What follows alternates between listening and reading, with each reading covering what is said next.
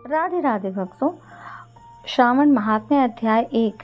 श्री गणेशाय नमः। ओम नमः शिवाय। एक बार सूत जी शौनक तथा अन्य ऋषिगणों की सभा में पधारे।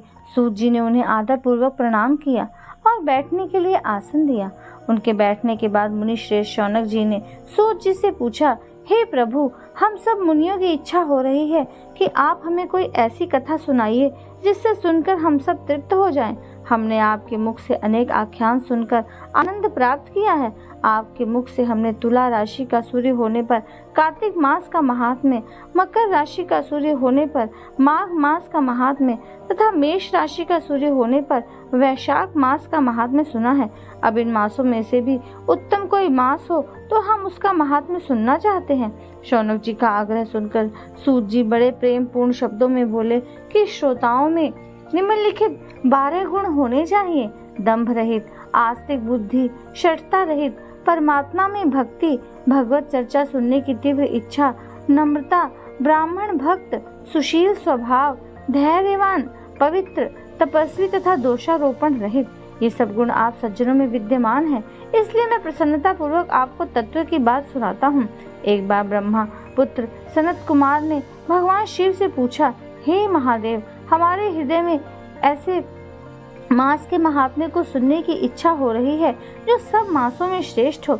उस मास में कर्मों के करने से अनंत फल की प्राप्ति हो। संसार के कल्याण के लिए ऐसे मास के सभी धर्मों का वर्णन विस्तार पूर्वक बताने की कृपा करें।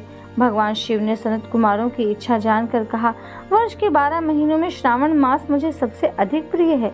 पूर्णिमा को श्रावण नक्षत्र का योग हो जाने से इस मास का नाम श्रावण पड़ा है। श्रावण मास में सिद्धि प्राप्त होने के कारण इस मास का नाम श्रावण पड़ा।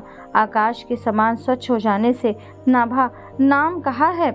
श्रावण मास के फलों को कहने के लिए ब्रह्मा जी आए। इसका महात्म्य को देखने के लिए इंद्र जी और भगवान अनंत ने इसके फल को कहने के लिए 2 सहस्त्र जिह्वा धारण की थी। इसलिए श्रावण मास के धर्मों की गणना करने के लिए पृथ्वी पर किसी में कोई सामर्थ्य नहीं है। इस मास की कला को भी अन्य मास प्राप्त नहीं कर सकते। इस मास का कोई भी दिन व्रत शून्य नहीं है। इस मास की सब तिथियां व्रत वाली हैं।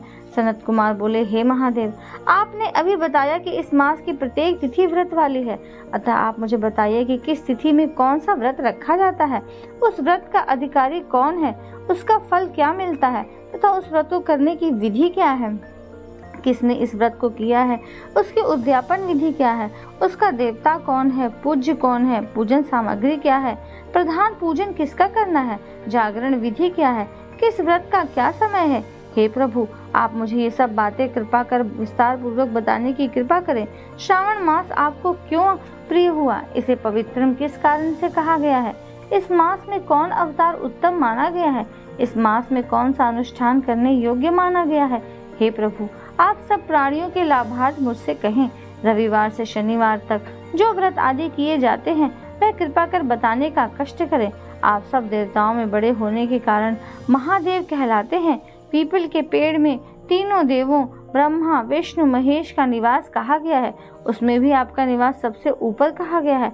आप कल्याण रूप होने के कारण शिव, पापनाशक होने के कारण हर कहलाते हैं। शरीर में गणेश जी का अधिष्ठान रूप 4 दल का मूलाधार नाम का चक्र है, उसके ऊपर 6 दल का ब्रह्मा जी का अधिष्ठान नाम का दूसरा चक्र है। सबसे ऊपर 10 साल का भगवान विष्णु का मणिपुर नामक तीसरा चक्र है। चौथा चक्र हृदय में 12 दल का अनाहत नाम का है। इस चौथे चक्र में आपकी स्थिति कही गई है। आपका निवास सबसे ऊपर होने के कारण आपको मुख्यतः कहा गया है, इसलिए आपका पूजन करने से पंचायत तन का पूजन हो जाता है। अन्न को ब्रह्म में कहा गया है। भगवान विष्णु जल रूप कहे गए हैं। जब आप उस अन्न और जल को ग्रहण करते हैं तो आपकी प्रवीणता में किसी को लेश मात्र भी संदेश नहीं रह जाता। आपका शमशान और पर्वत पर निवास सब प्राणियों को विरक्ति का संदेश देता है। आपके यश का वर्णन करना वाणी से परे की बात है। ओम नमः शिवाय। कर्पूर्ण गौरा करुणावतारम संसार सारम भुजगेन्द्रहारं सदा वसन्तं हृदयारविन्दे भवं भवानी सहितं नमामि भवं भवानी सहितं नमामि भवं भवानी सहितं नमामि। हर हर महादेव की जय।